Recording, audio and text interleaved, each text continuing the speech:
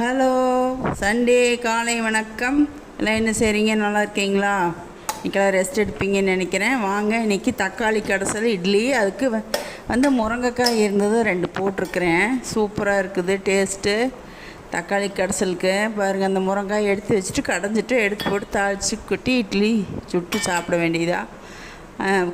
நல்லா மற்ற வச்சு நல்லா கடைஞ்சிட்டுங்க. தண்ணி எடுத்துட்டு கடைஞ்சோம்னா நல்லா கடைபடு.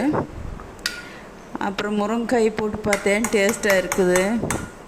இதுக்குள்ளேயும் போட்டு பார்க்கலான்னு போட்டு பார்த்தேன், ரொம்ப வெந்து போச்சுங்க. இருந்தாலும் அந்த முருங்கைக்காய் மனம் டேஸ்ட்டு அப்படியே இருக்குது. அவனி தாளித்து கொட்டிக்கலாம். கடுகு, உளுந்து, சீரகம் போட்டுங்க. அப்புறம் கருவேப்பந்தழை, வரமிளகாய் 2 போட்டு, பெருங்காயம் கொஞ்சம் போட்டுக்கலாம். முருங்கைக்காய் போட்டுருக்கோம் இல்லைங்க, அதனால். அப்புறம் இட்லிங்க. உங்கள் வீட்டில் நான்வெஜ்ஜா இன்றைக்கி? தாளித்து கொட்டியாச்சு.